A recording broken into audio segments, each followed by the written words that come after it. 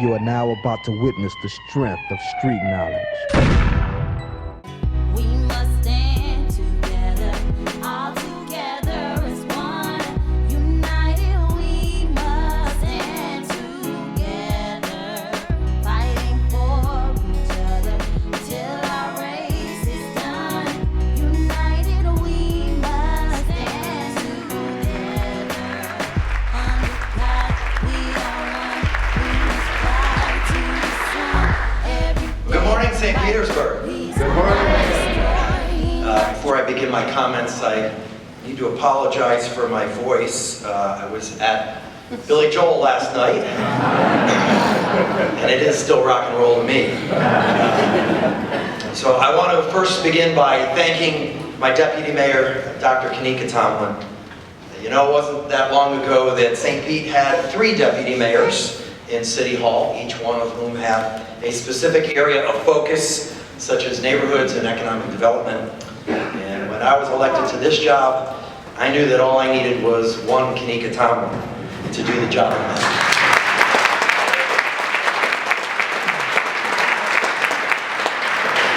So thank you, Kanika.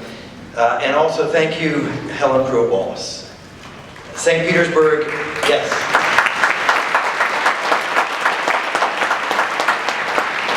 St. Petersburg is a city of the arts, and we are so fortunate to have world-class talent like our poet laureate across every discipline of the arts world. Thank you for your elevation of arts and letters in our city. To Chairwoman Amy Foster, thank you for your introduction, for your leadership and your service.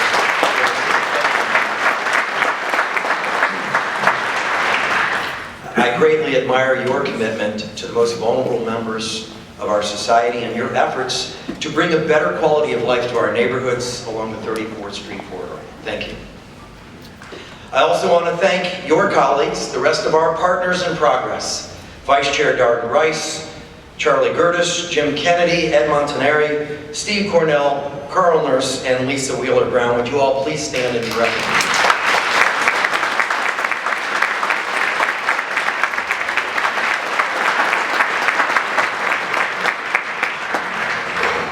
Councilmember Montanari is unable to be with us today and wanted to send his regrets. He is attending to a family matter, but we appreciate everything that he is already doing and he's done in his past. Also with us today is Congressman David Jolly. Would you please rise? Be recognized.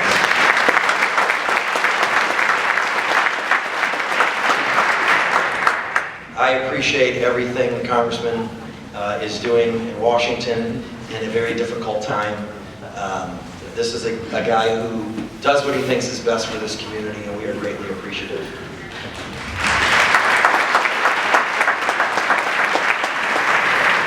To the other elected officials here today from our legislative delegation, I can't see all of you. I know Representative Peters and Dudley are both. I'm very, very grateful. And finally, some of my youngest, smartest advisors are here. They are the Mayor's Youth Congress, and they are one of the many reasons I have so much hope for the future. Would you please give them a round of applause?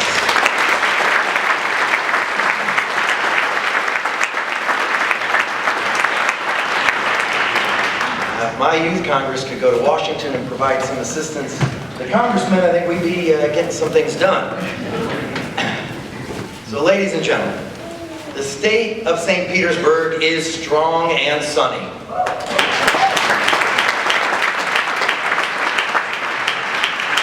It's sparkling, creative, limitless, progressive, dynamic, emerging, delicious, awe-inspiring, eclectic, transforming, awake, bustling, transcendent, and Trump-free.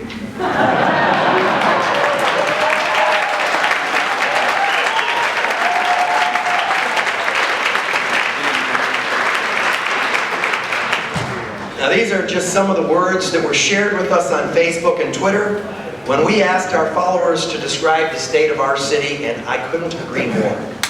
We love where we live, but we're not perfect. For all our recent accomplishments, for all our strides, there are still many lives to improve and many problems to solve. There is still much work to do. This is evidenced by the 7 young men killed by gunfire at the end of 2015. Now it's true that crime, including homicides, is trending down in St. Petersburg. We're a safe city, and our return to community-oriented policing has strengthened the relationship between our police and the community. But statistics and progress reports provide no comfort to the mother who finds her son face down in an alley, and nor should they. What you should know is that this is the issue that I care the most about. Issues like the pier and the baseball team, they're important, but they don't keep me up at night. What means the most to me are people's lives, their quality of life, their safety, and whether opportunity exists for them. That's also what our city council cares the most about. It's our top job. And with the help of many in our community, and many of you are here today, we are addressing the risk factors that affect our children and young adults. We are determined to do what we can to end gun violence, and most importantly, the underlying choices that lead to violence. Violence that too often leads to an exponential loss of life. Those killed and those who have killed, both are promises broken, both are lives lost. These are the stories we read about. But there are many other stories that never make the paper, many other lives that don't end with a bullet but languish in a reality of disenfranchisement and despair. It's unacceptable to me. It's unacceptable in a place we've nicknamed the Sunshine City. And with your help, with the help of our city council and my entire team, we can write a new story for these young men.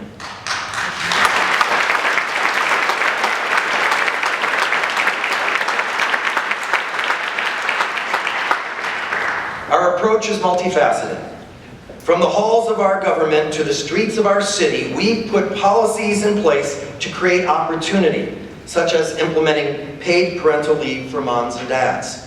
We've raised the minimum wage to $12.50 with a plan to reach $15 by 2020.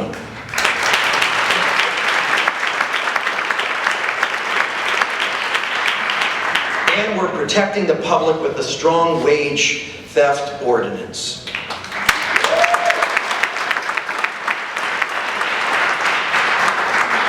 New programs are connecting our police and fire departments to aspiring first responders at 2 South St. Petersburg high schools. We're working to establish a first responder graduate preparation program at Gibbs High School that allows students to dually earn their high school diplomas and to train to work with the St. Pete Fire Department after graduation. And we've introduced a new cadet program that helps defray the cost of training to be a firefighter, so the doors of opportunity can swing open a little wider for the underserved in our city. At Lakewood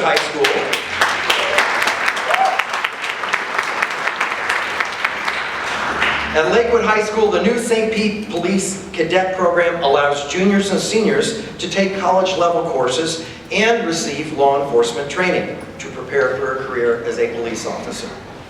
This training serves to strengthen their skills and improves their likelihood of completing the police academy. And hopefully, when eligible, the participants will apply to join the best police department in America, the St. Petersburg Police Department.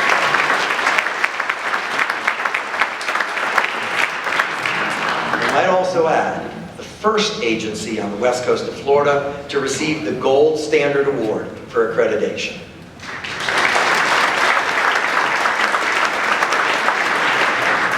Our police department has come a long way in a short amount of time. There's no reason to mince words. The department I inherited was appalling. For too long, we were failing the men and women who work there, the people who protect us. We were also failing the public and making the news for all the wrong reasons. Today, we have a professional, compassionate police department led by a first-rate police chief and command staff.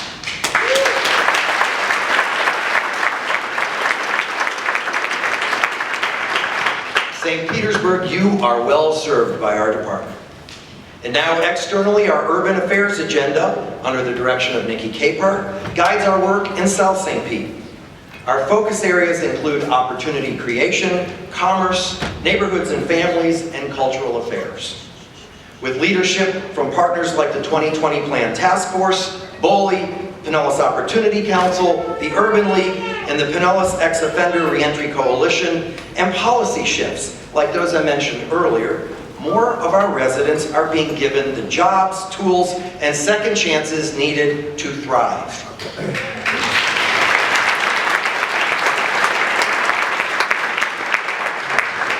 In fact, the number of youths served by our community's workforce readiness program jumped from 277 in 2014 to 478 in 2015, a more than 70% increase.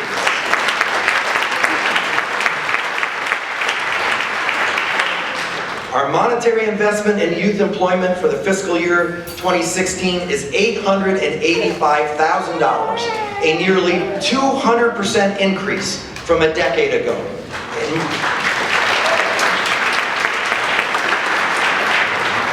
More than double the investment that I inherited. And I want to thank City Council for sharing this priority. The 2020 Plan Pilot Program, administered by the Urban League and the Opportunity Council, has helped to lift 38 families out of poverty, while simultaneously training their children in leadership and employment.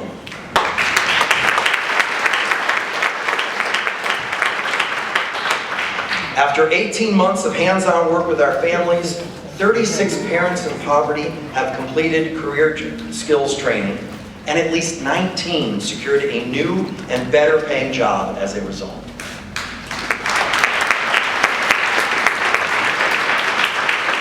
And through job recruitment, entrepreneurship, and business retention, we are stabilizing and growing our economy south of Central Avenue. I want to thank the Deuces Live and the 16th Street Business Association for their hard work and dedication to these vital corridors. Corridors that both require and contribute to strong, safe neighborhoods. I also need to pause here for a moment to recognize Mike Duff. I see you out there, Mike. Mike is our Neighborhood Affairs Administrator. Mike and his team have made remarkable progress in just 2 years. And this progress is most evident in South St. Pete, where we've reduced boarded properties by 45%.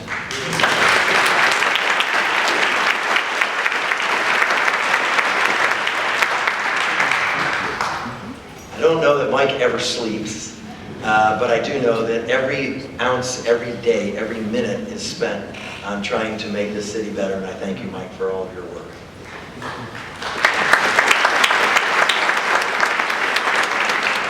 Our final focus area for urban affairs is arts and culture, and a walk down 22nd Street South proves that we have no shortage of either. But we need to be strategic, and we need to ensure that the rich history and character of South St. Pete is preserved. Our urban affairs agenda, it's working. We are seeing results, but we must be patient. We know that breaking the cycle of poverty and lifting up South St. Petersburg's community requires a long-term approach. An approach that is not simply window dressing, but instead creates sustainable results. The results of our investment may not always be politically expedient. In fact, our work may not all manifest during my administration or even my lifetime. But it's the right thing to do. And for too long, City Hall didn't always do the right thing. Our leaders took shortcuts. They erected pretty street lights and built things without building up people who live there. Important work was done, but it wasn't enough, and we know that we have to do more. We don't always have the answers, not to gun violence, not to poverty. But we'll do everything in our power to find the answers and the resources to implement them. If it's time, we'll take it.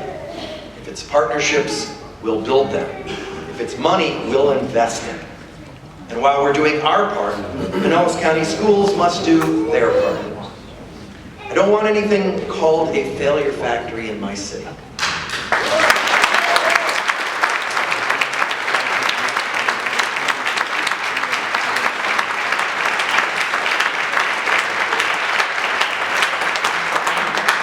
I don't want any child going to a school called a failure factory. But the time has come to stop the finger pointing. It's time for action and solutions. And it's time we realize that we all have a role to play.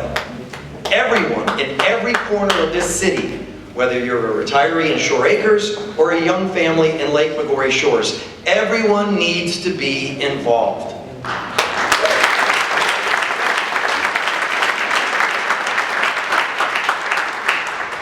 Zamari Johnson understands this. He's 20 years old and a student at St. Pete College. He busses tables to make a few dollars and he has no children.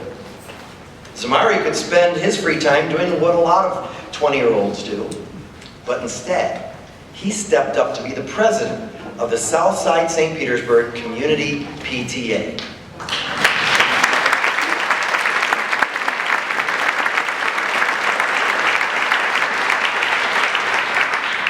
In a recent Tampa Bay Times story, Zamari spoke of the important role his parents played in his education. Of his mom, he said, "She didn't make excuses."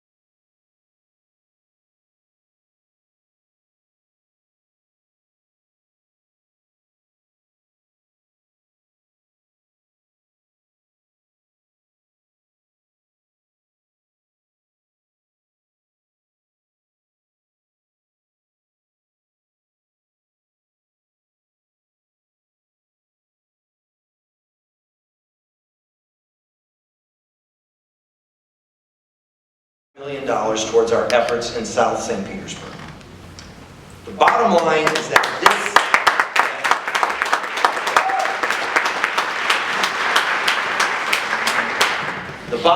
that this is a win-win. And I can assure you that St. Petersburg will come out on top. Because that's what we do. It's what we did in 2014, and it's what we did again in 2015. A year marked by tangible progress. A year marked by moving forward on issues that were stalled for far too long. We said goodbye to an inverted pyramid and hello to an extension of our iconic waterfront park system.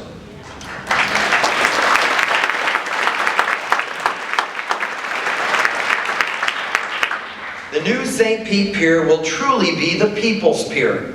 There will be something for everyone.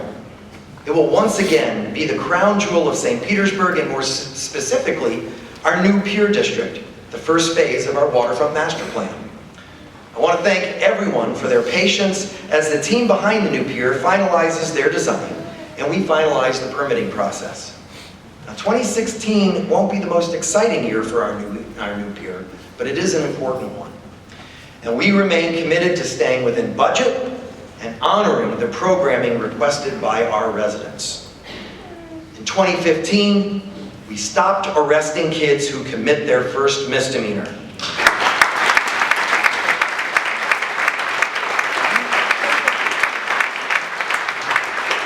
And we started requiring them to give back to their community.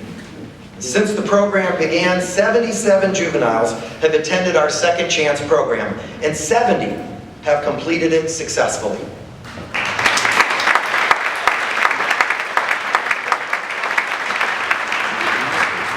In 2015, we ensured our entire city team, from the mayor down, took inclusivity training, because we know we must lead by example.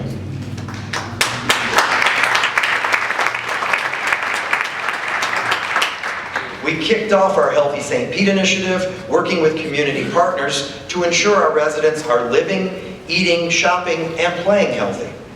We welcomed Secretary of Labor Thomas Perez to St. Petersburg so that he could shine a national spotlight on our City of Opportunity initiatives. We opened a new St. Pete College campus in Midtown, and with the help of council and so many in our community, we made the Skyway Marina District a reality.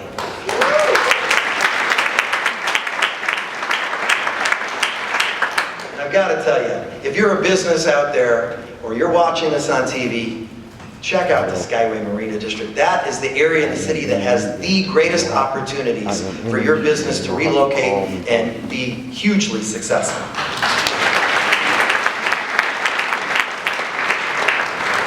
In 2015, we grew our cultural footprint with the start of SPF, the St. Petersburg Festival, and I cannot wait for SPF 16.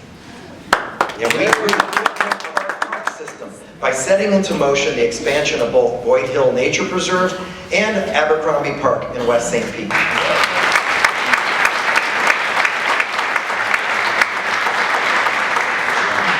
Nearly 40 more acres for preservation and exploration, untouched forever.